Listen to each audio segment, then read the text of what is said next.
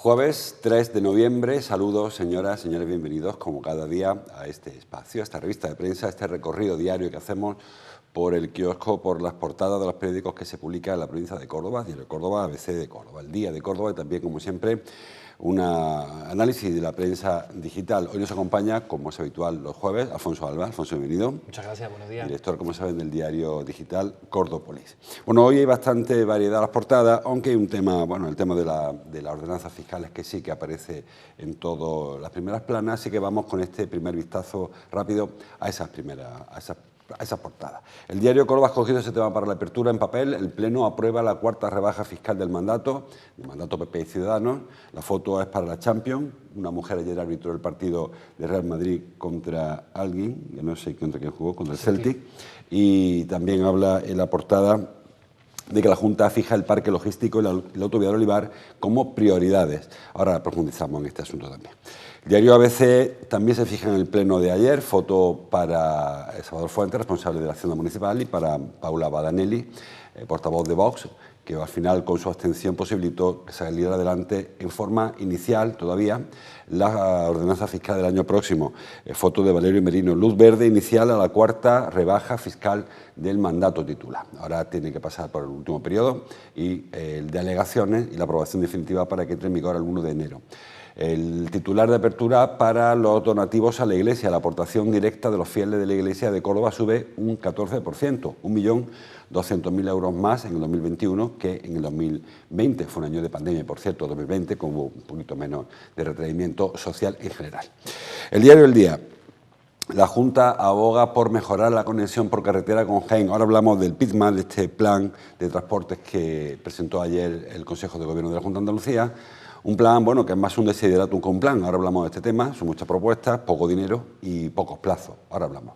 La foto que firma Miguel Ángel Salas para una iniciativa solidaria por parte de los grupos de mayores, Corazones para reponerse del cáncer. Cruz Roja y la Asociación Española contra el Cáncer organizan un taller que cose cojines para las mujeres mastectomizadas, mujeres a las que le ha habido que extirpar un pecho a consecuencia de un tumor y que, bueno, necesitan pues ese tipo de cojines, le viene muy bien para su rehabilitación, así que se une la actividad de los mayores con sobre todo la solidaridad del grupo hacia estas mujeres. Foto de la parte alta del periódico para Casas, para Antonio Casas, que se perderá por lesión el partido próximo, parece. Ayer notificó el Córdoba la lesión de Casas y la duda sobre Javi Flores. Bueno, a ver cómo se produce la recuperación. Vamos con la portada de Cordópolis. Tenemos ya cifras del paro, esta portada es un poco antigua, si tenéis la nueva, casi la prefiero. Aquí habla de la portada de hace un rato, de antes de las 9. Los cordobeses que viven de alquiler necesitan un tercio de sus ingresos para pagar la renta. También habla del compromiso de la Junta para mejorar la conexión entre Córdoba y Jaén.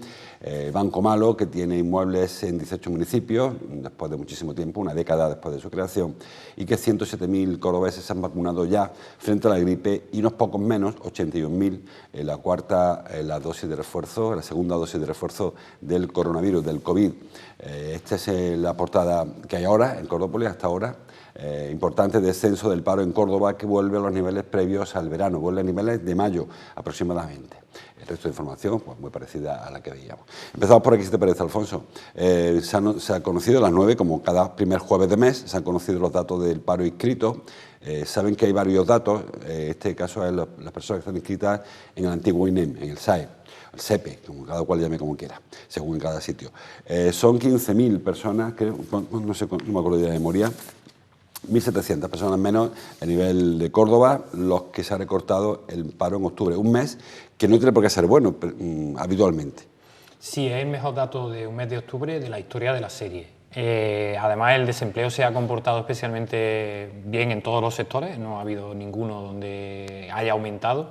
Solamente hay un colectivo que se llama las personas sin empleo anterior, que sí que ha aumentado, ¿no? Es como que hay un movimiento en el mercado de trabajo actualmente y personas que habían desistido de buscar trabajo ahora lo están haciendo. Están viendo que hay gente que sí que está encontrando un lugar. Y es un dato sorprendentemente bueno por la situación económica en la que nos encontramos y el contexto en el que estamos, ¿no? En el que este apocalipsis que se vaticina, ¿no? De precios disparados, que lo están, costes de la energía por las nubes, que también lo están, de repente se está generando empleo neto. Y además se está generando un empleo de calidad, porque a diferencia del octubre del año pasado, donde también bajó el paro, no tanto, pero sí que bajó, en octubre de 2021 el 97% de los contratos que se firmaron eran temporales. Ahora mismo, prácticamente un tercio de los contratos que se han firmado en este mes de octubre son indefinidos. De hecho, la cifra que la publicamos creo que son casi 1.500 personas. Casi 1.500 cordobeses se han convertido en indefinidos durante el mes de octubre. Por tanto, son datos para analizar y para ver en detalle. Y un poco la teoría de que lo que está pasando está ocurriendo en otros puntos de Europa y también en Estados Unidos, en el que de repente la generación del baby boom se está jubilando y faltan empleados especializados, ¿no?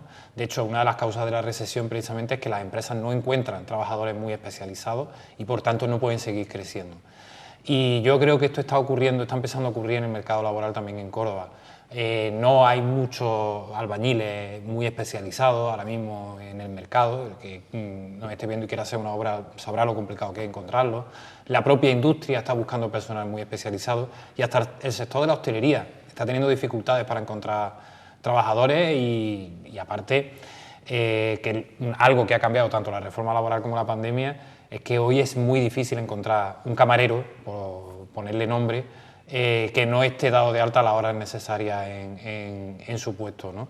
Entonces había algunos negocios que contrataban y que ahora ya no pueden contratar de la misma manera que se contrataba antes. Yo creo que es una de las causas que están detrás de estas buenas cifras. El paro baja también a nivel andaluz, lo hace en 48.000 personas en el ámbito, en el interanual, de octubre a octubre. En el mes de octubre han bajado en 18.000 y en el ámbito nacional el paro baja en 27.000 personas en un mes, que es el mayor descenso en la serie histórica también en el ámbito nacional. Como decía antes Alfonso, una situación extraña porque todos los gurús económicos y todos los agoreros hablan de que se nos viene encima un chaparronazo. Llevamos ya oyendo este mantra varios meses.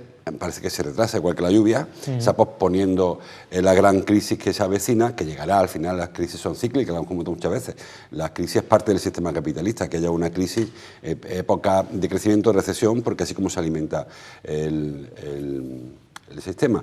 Pero, bueno, vemos cómo Estados Unidos ya está en recesión, Alemania entró en recesión, ayer subió el precio del dinero en Estados Unidos muchísimo, la inflación en España está bajando, estamos por el 7, llegamos a estar casi en el 11, es decir, que a pesar de todo, a pesar de estos vaticinios tan nefastos que lo son, bueno, parece que España está saliendo de la situación mejor, peor, o sea, menos mal parada que el resto de vecinos. Sí, desde luego hay un contexto extraño. Y bueno, estas cosas en teoría económica también pasan. Sí que puede haber recesión y que baje el paro. De hecho, es algo que ha ocurrido ya previamente en Estados Unidos y que está pasando. Y luego, que a nadie se lo olvide porque ahora los grandes expertos se llevan la boca de la palabra recesión. Bueno, tampoco hay que asustar mucho a la gente. El sistema capitalista, su sentido es que siempre tiene que crecer, ¿no? Tiene que tener más beneficios que el trimestre anterior, tiene que ganar más dinero que el trimestre anterior. El mundo, el planeta, es finito. O sea, no podemos estar creciendo hasta el infinito. Hay un momento en el que el sistema tiene que dejar de crecer y yo creo que estamos ahora ahí y tampoco es una catástrofe que a nadie se le escape. ¿Qué es lo que ocurre? Que si todos los países están entrando en recesión, bueno, pues tampoco nos va a ir tan mal, ¿no? Como tú bien dices, ahora el precio de la energía en España es más barato que en el resto de Europa gracias al famoso tope ibérico, en España y en Portugal, y encima hemos logrado contener la inflación que sigue estando a unos niveles muy muy altos, pero que no están tan altos como en otros países europeos. En Letonia creo que estaba al 20 y algo por ciento. Yo no me quiero imaginar lo que ocurriría aquí con una inflación a esos niveles. Pero bueno, es algo, por ejemplo, la encuesta que publica el CIS cada trimestre, o cada mes, hay un par de preguntas que a mí me llaman mucho la atención. En una pregunta, que ¿cómo percibe la situación económica? El 80% de las personas, mal o muy mal. Y las perspectivas de futuro, mal o muy mal. Cuando el encuestador le pregunta a esa misma persona cuál es su situación económica, el 80% dice que bien o muy bien. O sea, hay algo que descuadra, y yo creo que también vivimos en unos tiempos líquidos, como decía Stephen Zweig, en los que una cosa es la opinión pública, otra cosa es la opinión publicada, y al final acabamos viendo realidades por todo lo que vemos, leemos, etcétera, que no se corresponden con lo que hay ahí fuera. Efectivamente, son medias verdades que al final cambian la percepción que tenemos todos. Lo que hablaba Alfonso de la recesión, siempre pongo el mismo ejemplo. Si España tiene 1 billón de euros de PIB y cada mes crece el 0,5%, al mes siguiente tendrá 1.005.000 euros. Si un mes decrece 0,5, España tendrá 1 billón de euros. Con lo cual, hablar de que estamos en crisis con 1 billón de euros, hombre, las criaturas de Senegal o de... Igual pueden hablar de crisis, pero que en España, un país que tenga 1 billón de euros de PIB, porque un año no crezcamos el 1%, creo que es un poco exagerado. Y es un tema técnico. Recesión técnica se habla cuando 2 trimestres consecutivos el país no crece, el PIB no crece. El PIB es un concepto muy extraño, no sé dónde está el PIB, pero sí que mide la riqueza. Es decir, que tampoco yo coincido con Alfonso en que crecer hasta el infinito no es necesario y que los que se benefician del crecimiento no son todos. Cuando el país crece muchísimo, se benefician las empresas del IBEX 35, que son las que pegan pelotazos, etc. Los sueldos en la época de bonanza tampoco crecen tanto, en la época de crisis tampoco bajan tanto. Sí, bueno, ahí tenemos el ejemplo de antes de la crisis inmobiliaria en España. ¿Cuánta gente se enriqueció antes del año 2008? ¿De qué manera se enriqueció? ¿Quiénes se enriquecieron de esa forma tan bestia que decían los datos, ¿no? España crecía al 4, al 4,5, al 5, al 5,5% todos los trimestres, todos los años. ¿Los salarios crecieron el 4,5, el 5%? Yo creo que no. De hecho, los salarios están creciendo ahora. Hay gente que, gracias precisamente a la subida del salario mínimo interprofesional, está cobrando lo que no cobró nunca. Los pensionistas, si se aprueban los presupuestos generales del Estado, van a cobrar un 8,5% más a partir del año que viene. Los trabajadores públicos, creo que también se les ha propuesto una subida salarial de en torno al 5%. Estoy muy de acuerdo con lo que tú has dicho, ¿no? Al final, ¿de qué es de lo que estamos hablando, ¿no? De cómo nos va. Y todo esto en un contexto muy complicado. Yo era de los que pensaba que con unos precios de la energía absolutamente disparados, donde los recibos de la luz se han duplicado, donde llenar un depósito de combustible es algo heroico, donde la vivienda cuesta lo que no está en los escritos, el precio de los alimentos está por las nubes, tenemos una crisis agrícola muy importante con la sequía. O sea, en todo este contexto, que la economía esté aguantando y que encima baje el desempleo, a mí sinceramente me parece milagroso. Bueno, pues llegará en tiempos más difíciles seguro, y si no en enero, lo harán en mayo, y si no en enero que viene, porque el ciclo es el que es.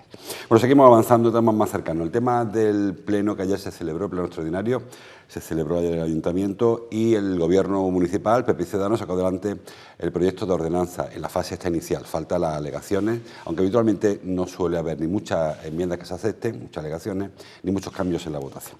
Ayer las cuentas se van adelante a pesar de la mini crisis que tiene el Gobierno, porque el concejal que se fue votó con sus compañeros, con lo cual no se notó la fuga o la salida, y Vox, que siempre amaga pero que nunca acaba de dar, pues se volvió a abstener, con lo cual pasó lo que hubiera pasado hace un año o 2 o 3, que el bloque de PP y Ciudadanos suma lo que suman y que Vox se siga absteniendo para dejar que saquen adelante las cuentas. Sí, al final...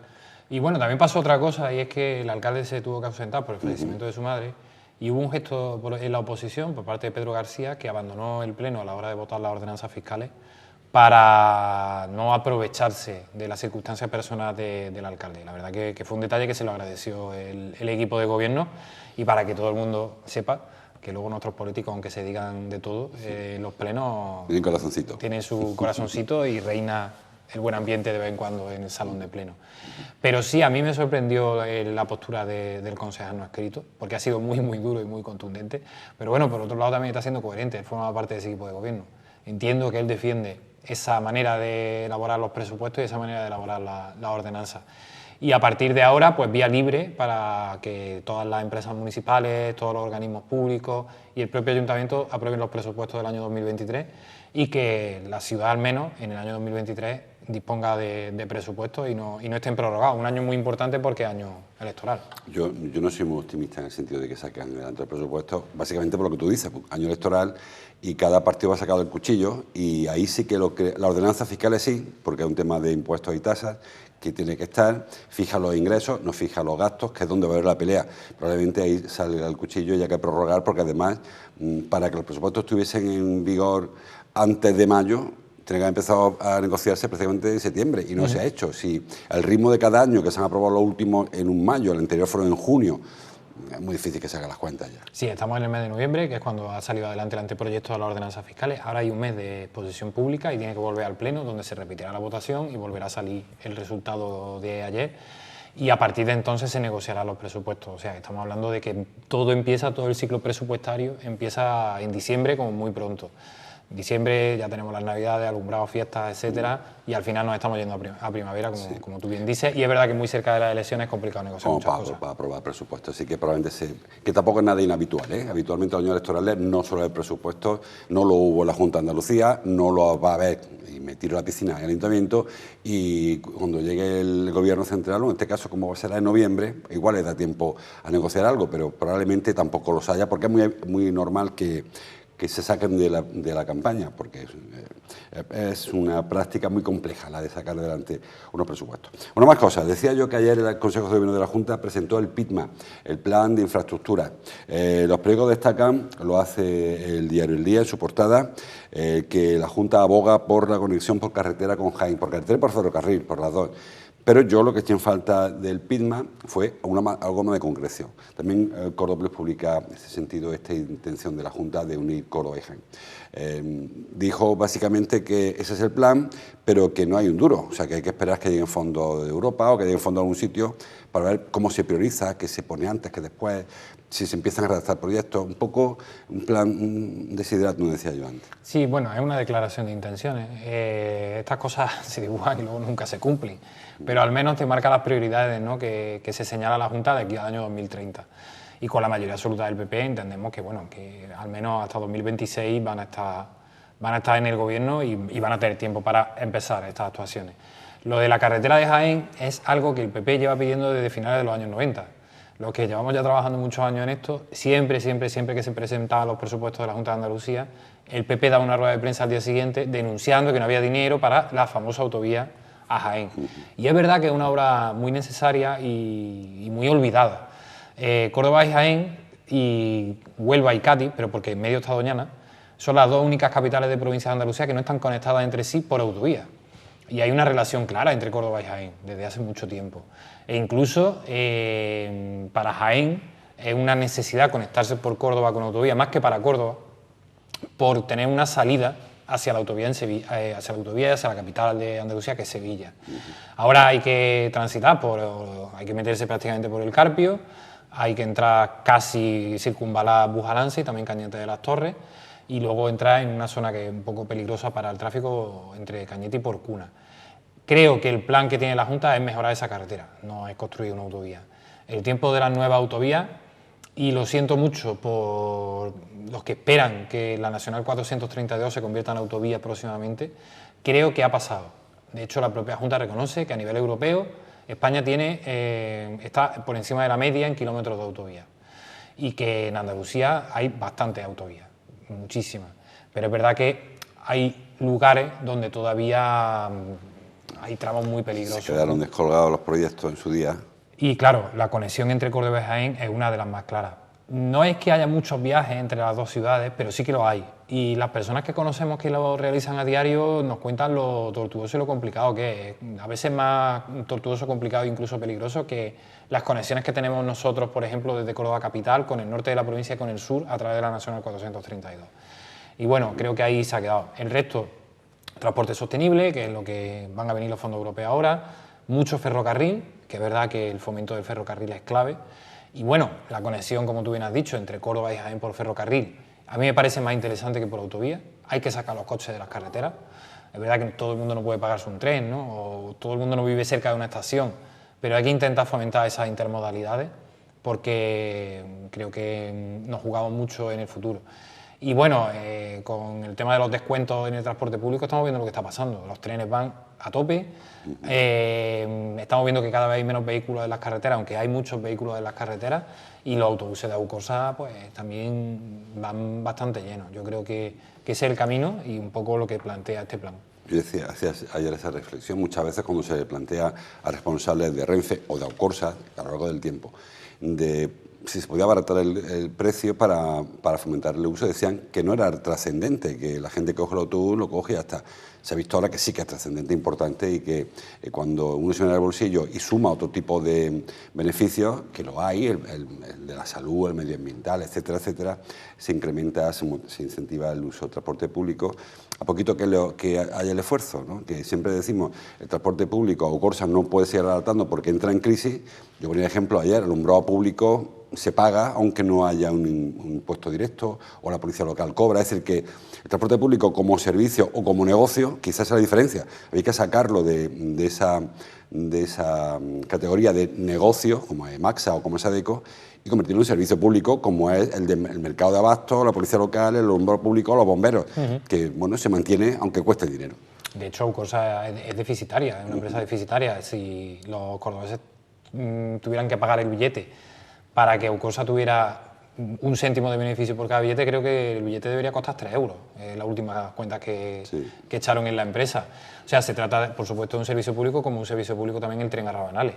También cuesta más dinero llevar el tren a Rabanales de lo que Renfe consigue gracias a los billetes que pagan los estudiantes. Claro. Es por la declaración esta de servicio público y es muy importante. Que habrá gente mayor que no esté viendo que recordará que AUCOSA nunca, en el pasado, no era pública, sino que era una empresa privada que funcionaba bastante mal. Y que una de las primeras medidas del primer gobierno democrático, creo que de Julio Anguita, fue la municipalización de los autobuses de Córdoba. Y cómo cambió todo y lo contentos que estaban los cordobeses cuando aquello ocurrió. Era un servicio municipal que estaba concedido a una empresa privada que todos los meses quebraba. Parecía que quebraba, pedía más dinero al ayuntamiento, el ayuntamiento no se lo daba, y fue en el periodo de la transición entre las elecciones del 77 y ya Anguitas elegido alcalde, pero no nombrado alcalde, tardaron muchísimo. Yo hablo muy de memoria ahora, ya pequeñillo. Eso fue en abril cuando hubo las elecciones y tardó casi un año en ser alcalde de Anguita. Y en ese periodo hubo incluso manifestaciones que iban los concejales, ya electos pero no nombrados, a protestar con el servicio hasta que el ayuntamiento se quedó con el servicio, se deshizo de la empresa de concesionario y lo gestionó directamente. Bueno, más cosas. Hablando de dinero, trae ABC hoy la portada de que la aportación directa de los fieles a la iglesia en Córdoba sube un 14%. El domingo es el día, no me acuerdo cómo se llama, el día de pastoral, creo. Se van a hacer públicas las cuentas de la Iglesia. ABC, que debe tener ahí mano, adelanta las cuentas. La Iglesia de Córdoba recibe al año 23 millones de euros, de los cuales 8 millones, 9 prácticamente, corresponden a aportación directa de los fieles. Que yo no sé cómo se mide eso, porque son al cepillo, supongo, a las velas de la Iglesia. No sé qué control hay de cuánto dinero entra. Hombre, yo me fío de todos los curas y todos los monaguillos, pero eso es una hucha que se echa luego, cuando se abre, sale lo que sale. 4 millones más llegan de la renta, de la casilla, de quienes prefieren que la parte esa social vaya a la iglesia. Quedan unos millones, se han hecho las cuentas, 9 de la aportación, 4 de la renta, suman 12 hasta 23, pues falta la mitad, que no queda claro, que supongo que el obispo nos lo explicará el próximo domingo, que como le digo es el día de la iglesia diocesana, que se me ha escapado. También dice esta información que la iglesia prestó servicio a 111.000 personas, cordobeses, servicio asistencial me refiero, y también habla de que en Córdoba hay 280 sacerdotes, 680 religiosos, 3.100 catequistas, 160 misioneros, están fuera de Córdoba, y 54 colegios católicos donde trabajan casi 2.000 docentes. Bueno, unas cuentas que, como digo, han sido adelantadas por ABC, y a mí lo que quizá me sorprenda más primero es eso, el crecimiento. Habla de crecimiento del 14%, pero es verdad que venimos de un año complicado, el 20%. Ese crecimiento no cita qué pasó en el 19, no sé si hubo tal crecimiento. En cualquier caso, 23 millones de euros de ingresos, y las cuentas de la Iglesia, con que pretenden ser transparentes, algo todos los años se nos queda por el camino. Sí, bueno, la Iglesia en Córdoba es una iglesia rica, a diferencia de otras iglesias en el resto de España, y es una iglesia rica porque yo entiendo, no lo sé, no tengo las cuentas, pero ese dinero que descuadra vendrá de la mezquita. No puede venir de otro sitio. La mezquita es la gallina de los huevos de oro. No es que descuadre, es que no sale, no es que esté mal la suma, sino que publica un par de ingresos y no los pone todos, ¿no?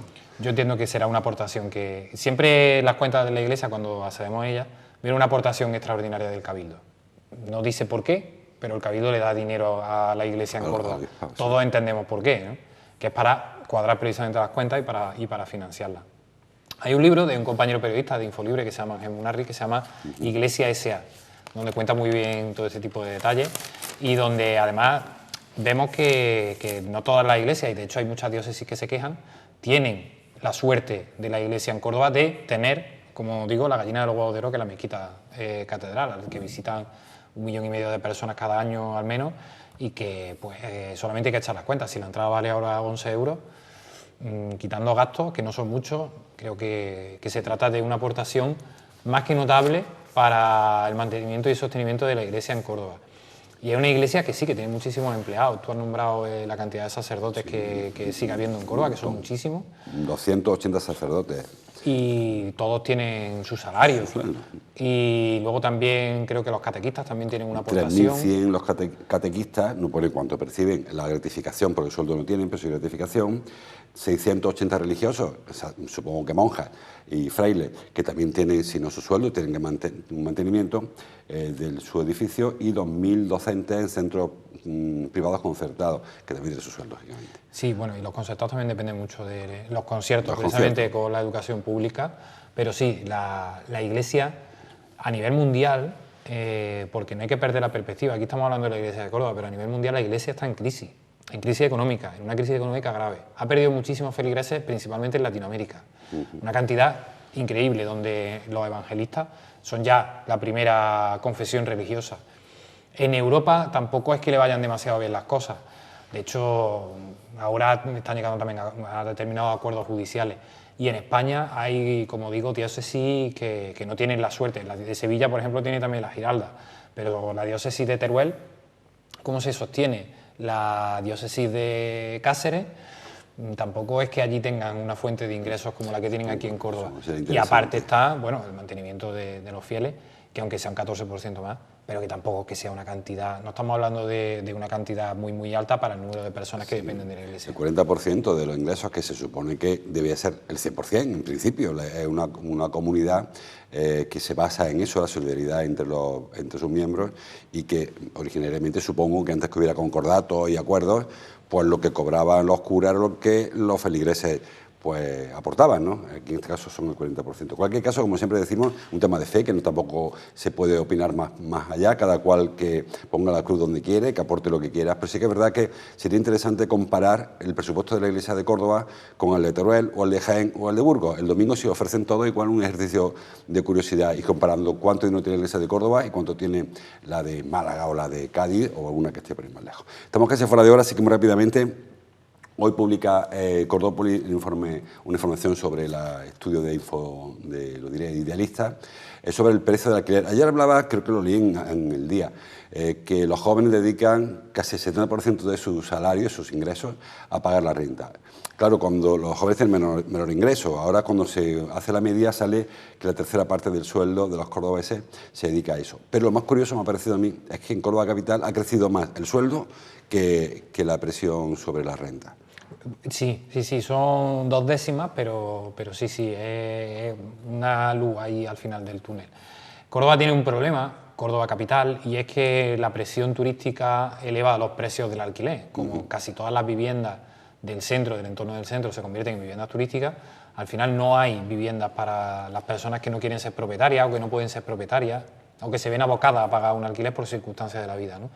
Y eso eleva mucho los precios. Estamos hablando de que con los salarios de Córdoba una vivienda de 90 metros cuadrados de alquiler te puede costar entre 600 y 700 euros al mes, una parte muy importante del salario, por no decir que a veces muchos se tienen que plantear lo de compartir vivienda. Y desde luego es uno de los grandes dramas que hay en ciudades como Córdoba, donde hay un grupo de rentistas que poseen gran parte del parque inmobiliario. Luego, por supuesto, hay gente que tiene una vivienda o 2 viviendas que son las que alquilan, ¿no? Y con eso le pagan la hipoteca. Pero todos conocemos casos de personas que tienen más de 7, 10 e incluso 15 viviendas en Córdoba y ya han entrado los fondos de inversión y las grandes inmobiliarias. Y ahí estamos entrando en un terreno peligroso. Yo echo de menos, tanto que se habla de Vincorsa, una política más agresiva por parte de Vincosa para la construcción de viviendas que se puedan alquilar a unos precios razonables, porque se trata, igual que Aucorsa, de una empresa pública que tiene que velar por el bien de sus ciudadanos. Hace unos días yo criticaba, y yo soy muy criticón, una promoción de vivienda de Vincorsa, de San Jerónimo, vivienda pública, con sus piscinas, con sus jardines, que me parece perfecto, ¿eh? No creo que las piscinas sean exclusivo de personas más o menos adineradas. Pero sí que si lo hubiesen quitado la piscina y hubiesen abaratado 20.000 o 30.000 eurillos el piso, igual eran más accesibles a otras personas, más asequibles. Y creo que a veces, bueno, por entrar a un mercado, que no sé por qué Vincorsa tiene que entrar a ese tipo de mercados, que se dediquen a lo que deben dedicarse, que es a dotar de vivienda a personas con problemas habitacionales. Y luego los de los pisos con piscina y con estos áticos soleados, que se deje para la renta libre o para otras promociones de VPO, que también las hay, que no son tiendas de Vincorsa. Sí, la política de vivienda de Vincorsa tiene que ir por otro sitio. Se planteó en el pasado una política muy interesante, que era la de que Vincorsa iba a comprar viviendas vacías, que a lo mejor pues había que reconstruir en el casco incluso, y que eso lo iba a dedicar al alquiler. Pero no al alquiler vacacional, sino al alquiler. El ayuntamiento competía en este caso con los fondos privados y llenaba el casco de gente de nuevo, ¿no? Me parece una política más interesante que, como tú bien dices, lo de construir un bloque que te lo puede construir Neynor o te lo puede construir cualquier inmobiliaria. Es un negocio, por cierto. El ayuntamiento no tiene como negocio construir viviendas, sino facilitar una solución habitacional a quien tiene un problema de accesibilidad o de asequibilidad, en cada caso, como fuera. Cosas que la empresa privada no le se las cuenta. Bueno, pues una idea que le lanzamos a Salvador Fuentes, ahora que tiene el presupuesto, que inviertan en eso, si no lo escuchan. Hay mucha más información que, como siempre, no da tiempo a comentar, así que les invito, como cada día, a que sigan profundizando en el kiosco, en internet, en la radio, en la tele. Te espero el jueves que viene, Alfonso. Gracias por tu visita y ustedes también. Les espero mañana, que será viernes. Hasta entonces, gracias por su atención.